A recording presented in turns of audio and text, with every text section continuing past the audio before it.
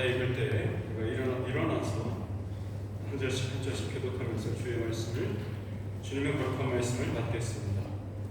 2장 1절로 20절까지 말씀입니다.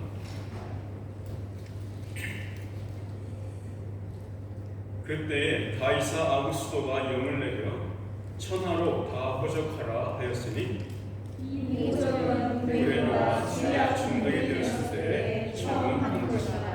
모든 사람이 호적하러 각각 고향으로 돌아가매 요셉도 다윗의 다윗의 직속이므로 갈릴리에서 보내서 그들을 하여 베들레헴에 다윗의 동료 그 약혼한 마리아와 함께 호적하러 올라가니 마리아가 이미 잉태하였더라. 곧 있을 때에 흑사나를 아직 차서 첫 아들을 낳아 강보로 싸서 부위에 뉘었으니 이는 여관에 있을 곳이 없음이로라. 그 집에 목자들이 밤에 밖에서 자기 양들을 지키더니 주의 사자가 곁에 서고 주의 영광이 그들을 두루 비추매 크게 무서워하는지라. 천사들에게 무서워하지 말라. 내가 온 백성에게 비칠 큰 기쁨의 좋은 소식을 너희에게 전한다. 오늘 다윗의 동네에 너희를 위하여 구주가 나셨으니 곧 그리스도 주시니라. 네가 나가서 나무에 쌓여 그의 내려 있는 나귀를 보리니 이것이 너희에게 표적이니라 하니 호련히 수많은 천군이 그 천사와 함께 하나님을 찬송하여 이르되 지금 온 곳에서는 하나님께 영광을, 땅에서는 하나님이 기뻐하신 사람들 중에 평화가 아니라. 천사들이 떠나 하늘로 올라가니 목자가 서로 말하되 이제 베들레헴으로 가서 주께서 우리에게 알리신 바 이 이루어진 일을 보자 하고 빨리 가서 마리아와 요셉과 그의 누이 마리아를 찾으셔서 보고 천사가 자기들에게 이 아기에 대하여 말한 것을 전하니 듣는 자와 다 목자들이 그들에게 말한 것을 놀랍게 여기되 마리아는 이 모든 말을 마음에 새기어 생각하니라. 목자들은 자기에게 이런 바와 같이 듣고 그 모든 것을 인하여 하나님께 영광을 돌리고 찬송하며 오라하니라. 아멘. 자리에 앉으시고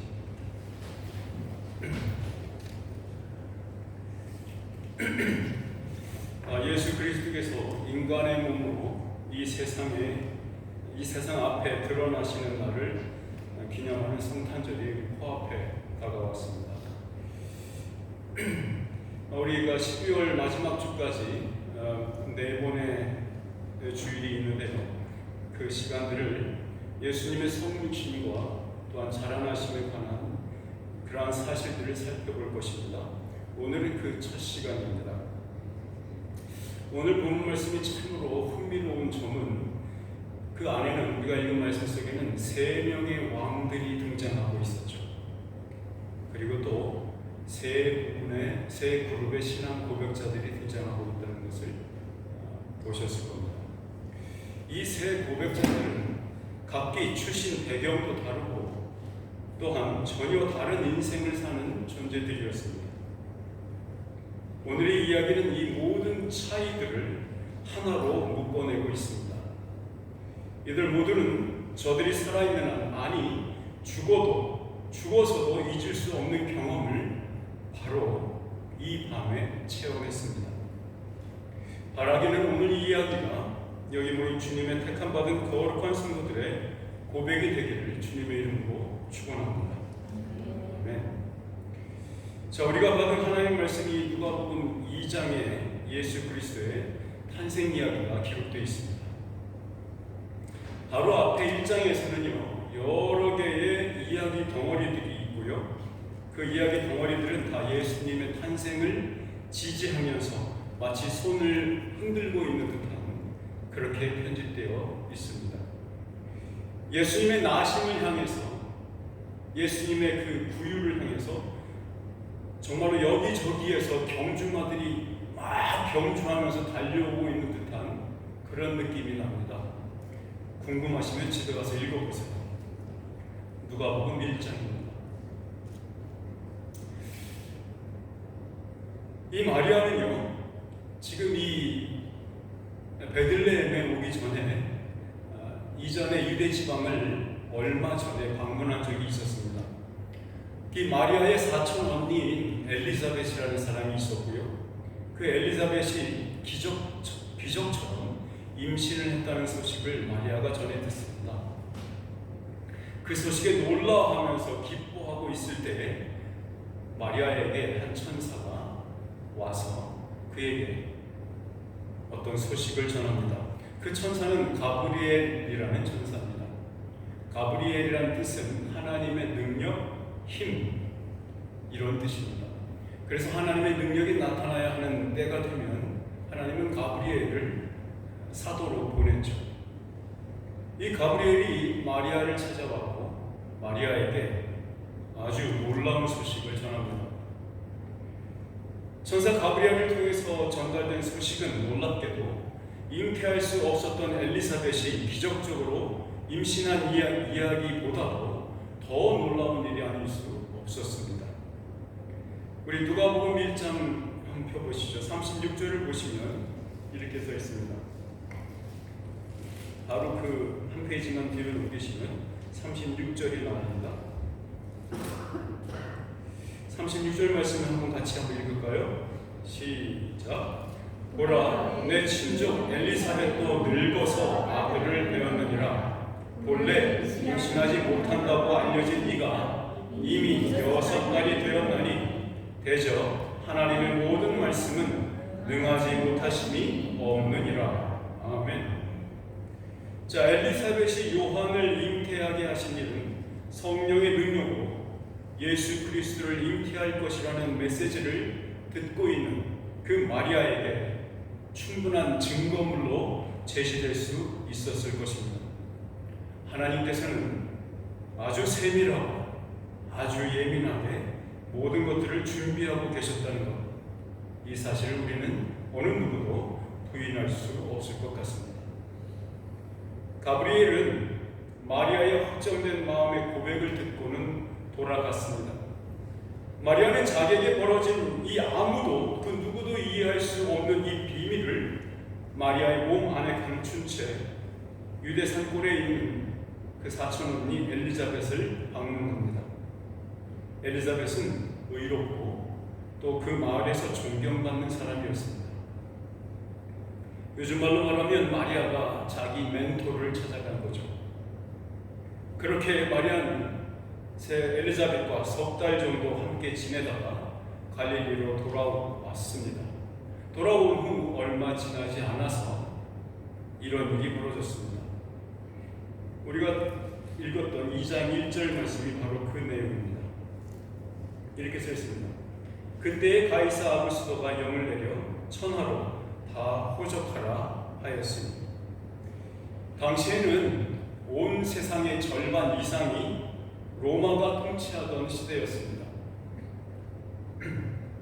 그 로마를 통치하던 그 모든 세계를 통치하고 있던 가이사 아구스도는 명령을 내려서 모든 국민들에게 고향으로 돌아가서 주민등록을 다시 하라고 명령합니다. 그 주민등록의 이유는, 목적은 당연히 텍스입니다. 세금을 걷어들이기 위해서죠. 이 로마의 황제 가이사 아구스도라고 써있는 이 사람은 여러분이 아주 잘 알고 있는 줄리어스 시저의 큰 조카 옥타비아누스입니다. 옥타비안이라고 부르기도 하고 옥타비아누스라고 부르기도 합니다. 줄리어스 시저는 로마 원로원들이 암살을 했죠. 여러 사람이 칼을 찔러서 원로 회의 석상에서 죽음을 당합니다. 그 줄리어스 시저는 죽으면서 자기의 후계자로 옥타비안이라는 이름을 입에 올리죠. 그렇게 해서 옥타비아누스가 이제 황제에 등극합니다. 그리고 나서 원로원 의원들은 세상에서 처음으로 이 옥타비안에게 아구스토스라는 호칭을 줍니다. 여러분, 아구스토스라는 말은 이전에는 신적인 존재들에게만 붙여졌던 호칭입니다. 그러니까 유대인들의 입장에서는 이 호칭은 받아들일 수 없는 거예요. 왜냐하면 이 호칭은 살아계신 하나님에게만 해당되는 호칭이었기 때문이었죠. 원로원 사람들은 이 옥타비안에게 그 아구스투스라는 이름을 붙입니다. 아구스투스라는 이름의 내용은 의미는 서블라임 혹은 수프림 이런 뜻입니다. 여러분 혹시 그 영화 보셨습니까? 트랜스포머라는 영화. 자동차가 트럭이 말이죠. 트럭이 막 가다가 딱 서가지고 잉측 해가지고 딱 로봇가 딱 되는 거 아세요? 로봇가 되는 그 로봇 중에 대장 로봇가 수프림 딱 이렇게 얘기합니다. 자기에 대해서. 하여튼 그 용어가 아우구스투스입니다. 그러니까 우리가 읽은 1절에 나오는 가이사 아구스토의 말은 가이사는 우리가 잘 아는 말로 시저라는 뜻입니다. 황제라는 뜻이죠. 시저. 아구스토는 아우구스투스 이런 얘기입니다. 본문 2절에는 수리아 총독으로 있었던 구레뇨가 나옵니다. 로마 정부로부터 이 수리아 지역을 다스리는 지역 왕의 위치에 그런 지위에 있었던 사람입니다. 당시에 수리아라고 말하면 지금 이스라엘과 분리해서 생각할 것이 아니라 그 당시 수리아 총독 그러면 이 이스라엘 지역까지 다 담당했던 이집트 위에까지요. 이집트를 국경으로 두고 그 밑에까지 전부 다 관할 지역으로 삼고 있었던 것이 수리아 총독입니다. 성경의 저자인 성령님께서 왜 이러한 이야기들을 구체적으로 써놓고 있을까요? 이것은 예수 그리스도의 탄생 이야기가 허구가 아니라 역사적인 사실이라는 것을 분명히 하고자 하는 것입니다. 세상에서 누구도 넘볼 수 없는 권세를 가진 자라 해도 하나님께서는 그저 그를 꽂아놓은 보리자루처럼 사용하고 있습니다.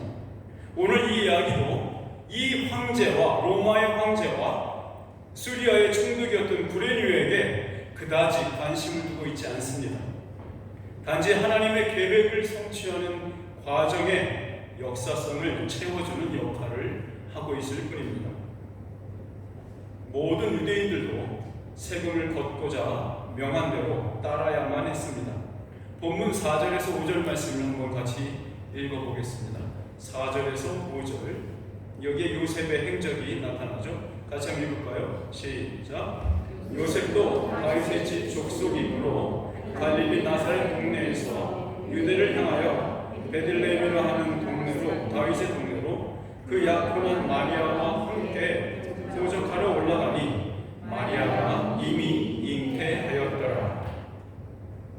여러분 요셉은 말이죠 굳이 마리아와 동행하지 않아도 되는 거였어요. 왜냐하면 이 베들레헴이라는 자기 고향집에 와서 지금 여러분이 잘 아는 그 옛날 한국의 동사무소 그런 거죠. 그런데 가서 방문해서 자기의 주민등록증만 다시 발급받고 세금을 내고 하면 되는 거였거든요. 그러니까 여자들은 세금을 안 내는 사람들이었으니까 남자가 세금을 내는 거니까 이 요셉만 혼자 가면 되는 거였어요. 그런데 요셉은 굳이 마리아와 동행을 합니다. 아마도 이 마리아가 현재 약 5개월에서 7개월 정도 임신 상태였다고 보입니다. 그리고 요셉은 생각했겠죠. 이 머나먼 길을 혼자서 일을 보러 왔다 갔다 하는 시간이 중간에 무슨 일이 생길지도 모르고 빨리 돌아올 수 있다는 것을 보장할 수 없으니 이 여인, 자기가 사랑하는 마리아가 혼자서 아이를 낳게 하는 것은 보고 싶지 않았겠죠. 그래서 동행하고 함께 이 베들레헴 지역으로 내려옵니다. 아마도 요셉의 이 사려 깊은 선택과 그에 따라서 홀몸도 아닌 상태인 마리아는 아마도 두 부부가 아주 금슬이 좋았던 것 같습니다. 어쨌든지 간에 저들이 살던 환경과 사회적 여건들은 요셉 부부를 베들레헴으로 가도록 떠밀었습니다. 그런데 이것은 우연히 일어난 일이 아니었습니다. 세상을 구원할 메시아의 탄생을 예언한 말씀의 성취였습니다. 미가서 5장 2절 구약성경 1294쪽에 있는 말씀, 그 예언을 한번 보시죠.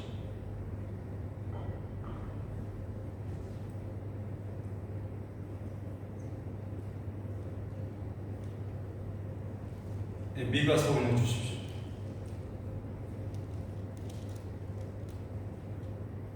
없습니까? 네. 자, 그러면 미가서 구약성경 1294쪽 한번 열어보시죠. 5장 2절입니다. 자, 찾으셨으라고 함께 읽어볼까요? 시작. 베들레헴 에브라다야, 너는 유다 족속 중에 작을지라도 이스라엘을 다스릴 자가 내게서 내게로 나올 것이다. 그의 근본은 상고에 영원에 있느니라. 자, 이 말씀이 예언된 것은 예수님이 태어나기 전 약 500년 전 이야기입니다. 500년 전에 예수님께서 여기에 태어나실 것을 예언한 말씀이에요. 여기서 베들레헴이라는 말은 여러분 익히 들어서 알고 있죠? 베들레헴의 뜻이 무엇이냐면 여러분 베델이라는 그 지역 아시죠? 들어보셨죠? 베델 그리고 베샨이라고 들어보셨어요? 네, 그렇게처럼 앞에 벳이라는 얘기는 어떤 집 혹은 어떤 도시, 성읍, 마을이라는 뜻입니다. 그리고 뒤에 붙은 엘은 하나님이라는 뜻이죠. 그래서 베델 그러면 하나님의 집 이런 뜻이죠. 하나님의 성읍 이런 뜻이죠. 베샨 이것은 베샨 아세요? 베샨? 이스라엘 지역에 있는 베샨인데요. 이 베샨에는 샤는 무슨 뜻이냐면 태양신을 섬기는 것을 의미합니다. 그래서 베샨 그러면 태양신을 섬기는 곳 그런 성읍 이런 뜻이었어요. 그럼 베들레헴은 무슨 뜻일까요? 베이트레헴이라는 말로 베이트는 앞에 똑같은 말이고요. 레헴은 여러 가지 학설이 있습니다. 어떤 사람은 빵이라고 얘기하기도 하고요. 어떤 사람은 전쟁이라고 얘기하기도 하고요. 어떤 사람은 라하무라고 하는 이방신의 이름이라고 얘기하기도 합니다.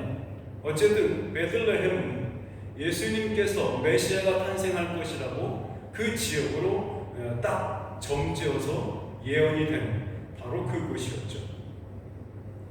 이스라엘을 다스리는 영원한 통치자가 탄생할 것이라는 예언이 바로 우리가 읽은 미가서 5장 2절 말씀이에요. 이에 대한 이해, 당시의 이해는요, 많은 성경학자들에 의해서 공인되었던 것으로 보입니다. 아마도 먼 타국에서 이 별을 보고 따라온 동방박사 이야기들 아시죠?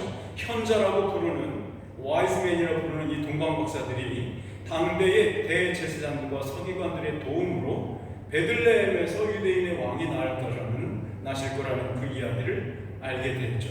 그래서 베들레헴으로 향하게 된 겁니다. 드디어 마리아가 해산할 시기가 다가왔습니다. 6절 말씀에 보면 이렇게 시작합니다. 거기 있을 그때에. 여기 거기 있을 그때라는 말로 우리는 어떤 조금의 수정이나 교정이 필요합니다. 예수님의 탄생 이야기와 얽힌 이야기들 많죠. 아마도 이런 것을 생각했을 겁니다. 마리아와 요셉이 나귀를 타고 내려오다가 이제 출산이 거의 가까워져가지고 이제 막 나귀를 타고 내려오니까 몸이 많이 흔들릴 거 아닙니까? 그래서 아마 아기가 빨리 나오려고 그랬는지 하여튼 그런 스토리가 있어요. 그래서 아기가 금방 나올 것 같습니다. 요셉 남편한테 물어보니까 요셉이 마리아를 동굴 안에 넣어놓고 그 옛날에 그런 동굴들이 있었으니까요. 동굴 안에 넣어놓고 자기는 이제 산파를 구하러 뛰어다니는 모습 이런 이야기가 전에 있었거든요. 아마도 그런 것들 때문에 아마도 우리들의 머릿속에는 예수님의 탄생 이야기가 그렇게 기록되어 있을 겁니다. 그런데 오늘 6절 말씀 보니까 이렇게 되어 있죠. 거기 있을 때. 거기 있을 그때라는 말은요, 요셉과 마리아가 베들레헴에 도착해서 얼마 동안의 기간이 이미 지나고 있었다는 것을 말하는 겁니다. 그 기간이 지나고 있으면서 이제 해산할 날이 가까이 왔다 이런 뜻입니다. 그러니까 5개월에서 7개월 정도를 봤으니까 아마도 적어도 2달에서 3달 정도는 베들레헴에서 이미 머물고 있었던 상태입니다. 당시 유대인들의 전통적인 관습에 따르면요, 물론 이 다윗의 동네라고 불렸던 베들레헴에 요셉이 왔을 때 요셉이 숙소를 찾는 것은 그다지 어려운 일이 아니었을 것입니다. 왜냐하면 요셉은 누구의 가문의 자손입니까? 다윗의 자손이죠. 그 말은 왕족이란 얘기입니다. 왕족, 로열 패밀리예요. 그래서 다윗의 왕가의 자손이기 때문에 그 그 동네 사람들은 그 동네가 다윗의 동네라고 불렸잖아요. 두드리는 집집마다 문을 안 열어줄 집이 없는 거예요. 어서 오십시오. 웰커밍 하는 겁니다. 굉장히 귀한 손님이 왔으니까요. 또 한번 보십시오. 마리아는 지금 어떤 상태입니까? 예, 이 배가 이렇게 불러서 임신에 이제 곧 애를 낳을 수 있는 그런 상태잖아요. 그러니까 그때나 지금이나 이 호스피탈리티는 여전히 굉장히 강하죠. 그래서 이 출산이 임박한 여성을 돕지 않는다는 것은 꿈에도 생각할 수 없습니다. 그래서 어떤 집이든 어느 곳에든 문을 열어주고 환영해주는 그런 문화가 있었죠. 그러니까 숙소를 찾기 어려웠다 이렇게 해보는 것은 너무도 어려운 말입니다. 자, 7절 말씀 한번 보실까요? 7절 같이 한번 읽읍시다. 시작. 첫 아들을 낳아 강모로 싸서 구유에 뉘었으니 이는 영원에 있을 곳이 없음이라. 자, 당시 유대인들의 전통적인 관습, 출산에 관한, 아이를 출산하는 것에 관한 전통적인 관습이 기록되어 있는 것이 에스겔에 써 있는데요. 에스겔 16장 4절 이후부터 써 있는데 찾아보지는 않겠습니다. 자, 그런데 어떻게 하냐면 아기를 출산하면 먼저 탯줄을 끊죠. 어디나 마찬가지죠, 그죠? 탯줄을 먼저 끊고 물로 깨끗하게 씻깁니다. 그러니까 물이 차면 안 되니까 따뜻한 물로 하는 거죠. 그리고는 소금으로 피부를 닦아줍니다. 그리고는 포대기에 쌓아서 뉘어놓죠. 이 과정이 그대로 진행됐다고 보시는 게 좋을 것 같습니다. 자, 여관에 있을 곳이 없었다라는 말은 일반 어영집, 보통 사람의 집을 말하는 겁니다. 그 집에 기거하시는 상황이었고 그 집에 있는 손님방이 찼었다는 사실을 말하는 겁니다. 어떤 집은 손님방을 옥상에 만들어 놓게 되고요. 어떤 집은 그 손님방이 가족이 쓰는 패밀리룸과 잇대어서 연장돼서 컨서버터리처럼 말이죠. 이렇게 연장돼서 확장해서 놓은 곳도 있었어요. 아마도 지금 이 경우는 다락방으로 보기보다는 옆으로 연장된 손님방, 손님룸이 따로 있었다. 객실이 있었다. 이렇게 보시는 게 좋을 것 같습니다. 왕족 출신이었고 이제 출산을 바로 앞둔 여인이었던 마리아가 이 보통 사람들의 마을에서 보살핌을 받았을 거라고 보는 것은 당연하죠. 매우 지당한 일입니다. 아마도 출산을 하는 상황에서 모든 남정네들은 그 가족방에서 바깥에 쫓겨나가 있었을 것 같습니다. 그리고 몇몇 산파와 돕는 여인들이 그 단칸방 가족의 거주 공간에 있었을 것으로 보입니다. 아마도 각 객실을 가득 메웠던 그 손님들은 아기의 출산이라는 복스러운 일로 아주 들뜬 마음으로 대화를 이어갔을 것으로 보입니다. 그런데 바로 그때에 그 마을 바깥에 캄캄한 밤 속에서 양떼를 지키던 목자들이 있었습니다. 이제 막 마리아는 산통이 시작되고 이제 아이를 낳으려고 힘을 쓰고 있는 그 동안이 아니었을까요? 바로 그때에 동일한 시간에 그 사회에서 가장 밑바닥 인생을 살고 있고 홀대받던 목자들에게 너무도 기이하고 놀랍고 더더욱 두려운 일이 벌어졌습니다. 우리 본문 말씀 8절에서 12절까지 한번 같이 읽어보겠습니다. 본문 8절에서 12절 말씀 같이 읽겠습니다. 시작. 그 지역의 목자들이 밤에 밖에서 자기 양떼를 지키더니 주의 사자가 곁에 서고 주의 영광이 그들을 두루 비추매 크게 무서워하는지라. 천사가 이르되 무서워하지 말라. 보라, 내가 온 백성에게 미칠 큰 기쁨의 좋은 소식을 너희에게 전하노라. 오늘 다윗의 동네에 너희를 위하여 구주가 나셨으니 곧 그리스도 주시니라. 너희가 가서 강보에 쌓여 구유에 누워있는 아기를 보리니 이것이 너희에게 표적이니라 하더니. 목자들은 천사 가브리엘의 등장과 또한 하나님의 현현, 하나님의 신현, 티오파니라고 부르죠. 그 하나님의 신현인 영광, 즉 하나님의 임재가 있는 곳을 드러내는 그 찬란한 영광 앞에 두려워서 떨 수밖에 없었습니다. 아마 목자들은 그렇게 생각할 수 있었어요. 내 인생은 여기서 끝인가 보다 이렇게 말이죠.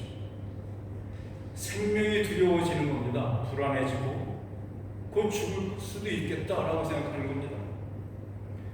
그만큼 두렵습니다. 슈카이나라고 부르는 하나님의 임재는 인간들이 감당해낼 수 있는 그런 일이 아닙니다. 아마 그것 때문에 이 무서움에 떨면서 엎어졌을 목자들에게 한 천사가 나타납니다. 그 천사는 가브리엘입니다. 그 천사는 기쁨의 좋은 소식을 그들에게 전하고 있습니다. 그러면서 소식의 내용은 한마디로 이것입니다. 지금 너희를 위하여 다윗의 동네에 구주가 나셨다는 것입니다. 잘 들어보십시오. 구주가 나셨는데 너희에게 unto you라고 기록되어 있습니다. 지난 이틀 전에 핸델의 메시아를 보고 왔습니다. 매년 보는 것처럼 또 봤는데요. 이번에 꽂힌 것은 unto us라는 가사였습니다. 그 구주가 나는데 우리에게 났다 이런 의미죠. 들어보셨습니까? 꼭 집에 가셔서 유튜브로 꼭 들어보시면 좋겠습니다. 그런데 말이죠. 거기에 그 소프라노로 나왔던 가수가 Rejoice, Rejoice 이 노래 이 파트가 나오는 부분이 있는데 그 파트 나오기 전에 저 오케스트라가 전주를 하죠. 이 성악가가 그렇게 춤추는 건 처음 봤습니다. 얼마나 신이 나서 좋아했는 하면서 노래를 부르는지 너무 몸으로 많이 표현하더군요. 전 성악가가 그렇게 몸으로 표현하는 건 처음 봤습니다. 어쨌든 이 기쁨의 소식이 목자들에게 들려집니다. 목자들을 구원으로 초청하는 소식이었습니다. 천사는 그들을 죽이려고 온 것이 아니었습니다. 오히려 살게 하려고 그곳에 왔습니다. 이것은 천사 가브리엘이 몸이 건조하게 메시지만 단순하게 전달하고 있는 것이 아니었습니다. 이것은 천사들의 신앙 고백이기도 했습니다. 가브리엘과 다른 천사들은 예수 그리스도의 잉태와 나심에 대하여 그분이 비록 갓 잉태된 아기의 모습이거나 또 갓 태어난 아기의 모습을 갖고 있음에도 그 아기가 성자 하나님이라는 것을 전혀 의심하지 않고 있습니다. 12절에 표현하는 천사들의 그 소식이 아주 가쁜 숨소리가 들려져 있지 않습니까? 이렇게 말합니다. 12절에 너희가 가서 강보에 쌓여 그 위에 누워있는 아기를 보리니 이것이 너희에게 표적이니라 하더니 보십시오. 온통 자신감과 당당함으로 충만한 이 가브리엘이 목자들에게 그 아기가 너희들에게 제시하고 있는 이 복음의 증거야 라고 말하고 있는 겁니다. 아주 당당하게 담대하게 말입니다. 그렇게 말하는 겁니다. 가서 너희들 눈으로 직접 확인해 봐 이렇게 말하고 있죠. 이내 그 캄캄한 밤으로 둘러싸였던 그 바깥 세상은 세상에서 가장 아름다운 예배의 처소가 되었습니다. 우리 13절과 14절의 말씀을 한번 같이 읽겠습니다. 시작. 호련히 수많은 천군이 그 천사와 함께 하나님을 찬송하여 이르되 지극히 높은 곳에서는 하나님께 영광이요 땅에서는 하나님이 기뻐하신 사람들 중에 평화로다 하니라. 갑자기 어디에서 왔는지 모를 수많은 천군 천사가 가브리엘과 함께 가장 거룩한 예배를 드리기 시작하고 있습니다. 함께하는 그 수많은 천사들도 아기 예수의 나심을 한 목소리로 기뻐하며 축하하고 있습니다. 천사들과 목자들의 연합 예배 현장입니다. 하늘의 성도들과 땅의 성도들의 연합 예배가 시작된 거죠. 마땅히 하나님께 돌려줘야 할 그 영광이 온전히 하나님께 드려지고 있습니다. 그 영광에 기뻐하는 이들이 가득한 이 땅은 마땅히 하나님의 평화가 드러나고 있는 장면입니다. 이 연합 예배가 얼마나 오래 계속되었을지는 모르겠습니다. 목자들은 천사들이 그 자리에서 떠나 하늘로 올라가는 것을 목격합니다. 하늘이 열린 것을 눈으로 본 목자들은 곧 발걸음을 베들레헴으로 옮기고 있습니다. 거기에 도착하기까지 그 목자들은 서로 말하는 것을 멈추지 않고 있습니다. 자네 아까 그 얘기 들어봤어? 그럼 넌 그거 봤어? 이렇게 말하죠. 당대에 학식 많은 제사장들도 권세 있는 힘 있는 자들도 알 수도 없었고 볼 수도 없었던 것들을 이 천한 목자들의 마음 가장 깊은 곳에서 그것들이 차오르고 있었습니다. 그들의 입에서 흘러나오는 찬양은 멈출 수 없었죠. 목자들은 서둘러서 베들레헴 마을로 발걸음을 재촉하고 있습니다. 우리 16절에서 18절 말씀을 한번 읽어보겠습니다. 16절에서 18절 시작. 빨리 가서 마리아와 요셉과 그의 누인 아기를 찾아서 보고 천사가 자기들에게 이 아기에 대하여 말한 것을 전하니 듣는 자가 다 목자들이 그들에게 말한 것들을 놀랍게 여기되. 이것은 목자들의 고백입니다. 목자들의 믿음은 가브리엘 천사가 전한 복음을 들음에서 시작되었습니다. 목자들의 마음에 심겨진 이 기쁜 소식은 그들의 마음에 믿음을 낳았습니다. 우리가 거듭나서 하나님의 자녀가 되는 것은 예수 그리스도가 사람 아래에 또한 율법 아래에 아기로 나셨던 그 방법과 동일한 방법으로 거듭나는 것입니다. 목자들은 그 천사 가브리엘이 전한 말 모두를 그대로 전달했습니다. 당시에 그 방 안에 있던 모든 자들은 놀랍게 여깁니다. 자, 그런데 여기 마리아의 반응을 주목해서 보시기 바랍니다. 19절 말씀입니다. 시작. 마리아는 이 모든 말을 마음에 새겨 생각하니라. 마리아는 이 모든 말과 일들을 자신의 마음 깊은 곳에 담아두고 있습니다. 곰곰이 생각하고 또 생각하고 있습니다. 마리아는 묵상의 대가입니다. 이러한 마리아의 묵상은 예수님께서 십자가에 달린 모습을 보고 있는 그 상황에서도 또 죽음에서 일어나 부활하신 예수를 맞닥뜨리면서도 멈추지 않았습니다. 목자들의 영혼은 그 어떤 부족함도 없어 보입니다.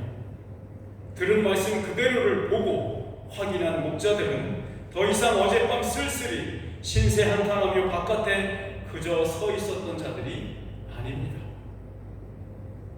우리는 이들의 모습 속에서 예수 그리스도의 몸에서 낳는 교회를 바라보고 있습니다. 그들은 어떻게 했습니까? 맨 마지막 절에 하나님께 영광을 돌리며 찬송하며 돌아가니라 라고 기록되어 있습니다. 이것이 바로 기독교의 백미입니다. 하나님이 사람 아래 율법 아래에 나셔야 했던 이유는 단 한 가지입니다. 갈라디아서 4장 4절에서 이렇게 얘기합니다. 율법 아래에 있는 우리를 생량하여 해방하신 후 우리를 예수님 자신의 몸에서 거듭나오려고 하셨기 때문입니다. 사랑하는 여러분, 성탄절이 다가옵니다. 천사들과 목자들 그리고 마리아의 고백처럼 우리의 영혼이 기쁨으로 고백하는 시간이 되기를 바랍니다. 우리 모두는 기억해야 합니다. 우리가 누구에게서 나왔는지 말입니다. 우리 고린도전서 1장 26절에서 31절까지의 말씀을 찾아서 같이 한번 읽어보면 좋겠습니다. 고린도전서 1장 26절에서 31절까지입니다. 자, 앞에 스크린에 떠 있는 것을 참조하시면 되겠습니다. 자, 우리 말씀을 함께 읽을 때 일어나셔서 이 말씀을 함께 받으면 좋겠습니다. 1장 26절에서 31절. 우리 한번 교독하여 읽겠습니다. 형제들아, 교독하겠습니다. 형제들아, 너희를 부르심을 보라. 육체를 따라 지혜로운 자가 많지 아니하며 능한 자가 많지 아니하며 문벌 좋은 자가 많지 아니하도다. 그러나 하나님께서 세상에 미련한 것들을 택하사 지혜 있는 자들을 부끄럽게 하려 하시고 세상에 약한 것들을 택하사 강한 것들을 부끄럽게 하려 하시며 하나님께서 세상에 천한 것들과 멸시받는 것들과 없는 것들을 택하사 있는 것들을 폐하려 하시나니 이는 아무 육체도 하나님 앞에서 자랑하지 못하게 하려 하시라.